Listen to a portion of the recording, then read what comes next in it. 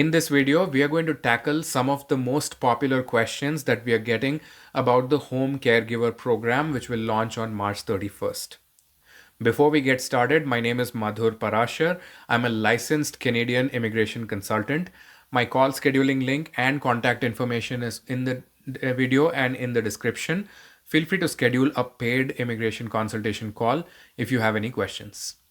Now let's get started with the video. Now, today is March 15th, and the program is going to launch on March 31st. So, very little time is remaining, but still, the government has not released very important key details about this program. So, all we can do is say that I don't know, or we can take some educated guesses about the program and hope that the government will either confirm or deny them by releasing proper eligibility criteria. So, a lot of answers in this video are guesswork. So take it with a pinch of salt. So the first question is, what is the quota or how many applications will be accepted under this program?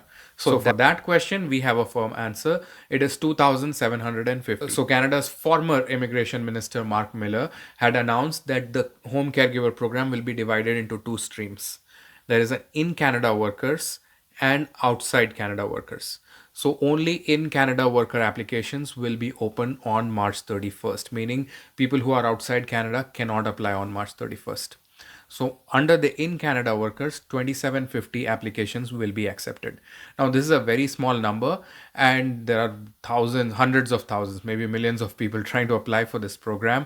So it's a very small number and it will get filled up like this within minutes of the program opening. So be aware of that. The second most popular question we are getting is something like, I have an experience in XYZ profession. Will this be eligible for home caregiver program?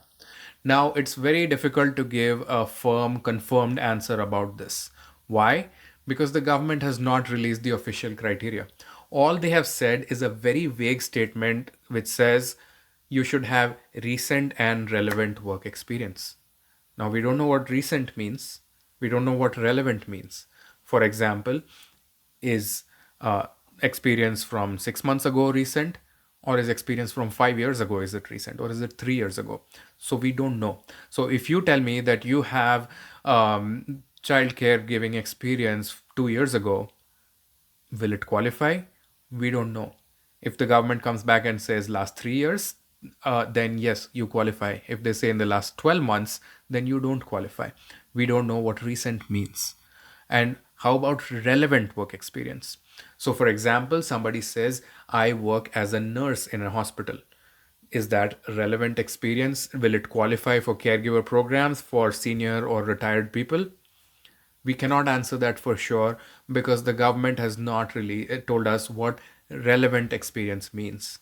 So, in my personal opinion, if you work as a nurse taking care of patients in a hospital, then yes, it is related to taking care of senior citizens, and that makes you a home caregiver. But we don't know how the government will define what a relevant work experience is. They can be very strict and they can say no, only home caregiver experience for senior people is counted only under certain NOCs. In that case, the nurse experience may not fit. But if they say that any kind of caregiving experience is allowed, then yes, nurse experience will work. Similar questions are being asked by people who work at retirement homes. Will it count at nursery, kindergartens? Will it count childhood educator? Will it count? The answer is, in my opinion, yes, those are related experiences. But will the government? How will the government define relevant experience? How strictly or how liberally they will define? We don't know that yet. So wait and watch. The third most popular question we get is, I have a job offer from a retirement home or a senior living facility. Will that count towards the home caregiver program? Now, the government has said that you need a job offer either from a private household family or from a company that provides caregiving services to families or senior people or to handicapped persons. So these are the two categories that they've defined, either a private household or a company that provides services to these people. Does retirement home job offer fit in one of these two categories? I in Again, they have not clarified it, so we have to take a guess. In my opinion, it probably does not.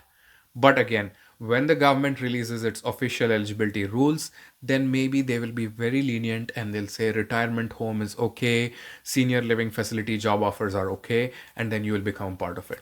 Or they may say nope, only these two types are allowed, and then the job offers from those places may not be acceptable. Again, sorry to say this, again, we don't know. And the fourth most popular question is, I have education in PSW course or nursing course or some other child Montessori teaching course. Will that count as a relevant certification? So the government has said that you need either recent and relevant work experience or you need some kind of certification if you don't have the experience. Now, what kind of certification you need, they have not told us that. So, in my opinion, again, PSW type education should work for the related certification. Nursing, maybe, in my opinion, it does qualify. Early childhood educator, I think it still helps. But again, if they define it very, very narrowly that only these two or three courses are allowed, then you may not be allowed. Whereas if they define it very liberally that any related course is allowed, then you're lucky. You may qualify. Again, I'm very sorry to say this over and over again, but the government has not defined these answers. So it's a matter of guessing and waiting for the official rules to be released. And the other most popular question we are getting is, I used to volunteer at a retirement home. I used to volunteer at a childcare facility. I have raised my own children and I was a caregiver for my own children or my own grandchildren. Is that work experience valid, related, and relevant? So, in most cases in Canadian immigration, work experience is defined as paid work experience. So, you were probably not getting paid in your volunteering experience for raising your own children. So, in that case, the government may not allow recognize volunteer or unpaid work experience.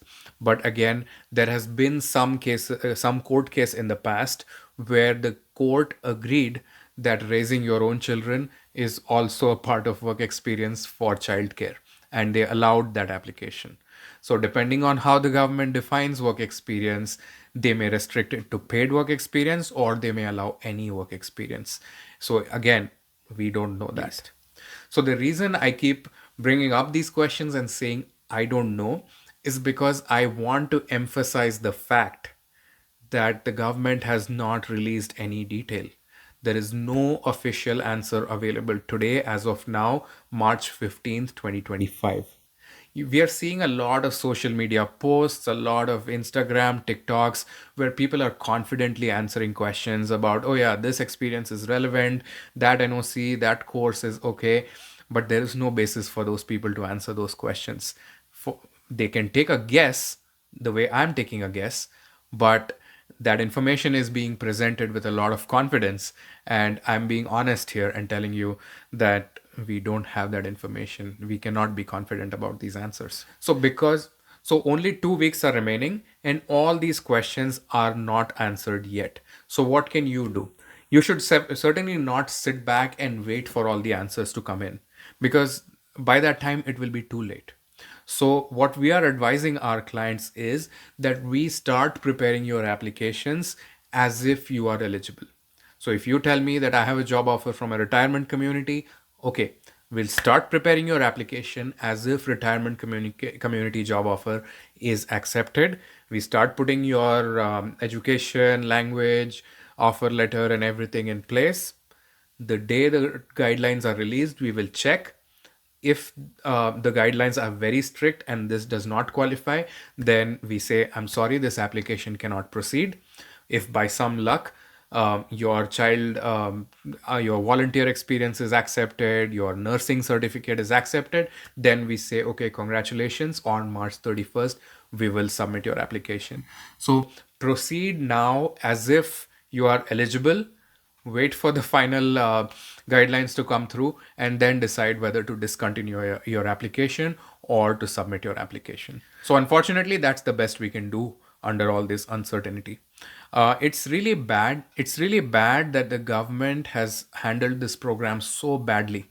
Millions of people are trying to apply for this program, and yet 2 weeks before, they have still not released any of these key important details. So all these people are left in the dark. And what happens when people are left in the dark? Then all the scammers and ghost consultant and unlicensed people start filling the holes and spreading misinformation. So always get your information from a licensed professional, and avoid any kind of unlicensed and scam kind of things which are going on a lot in these programs right now. On this channel, we will continue to bring you official information from the official sources. So make sure you like, share, and subscribe to this channel. My name is Madhur Parashar. I'm a licensed Canadian immigration consultant. Schedule a call with me to discuss your immigration profile.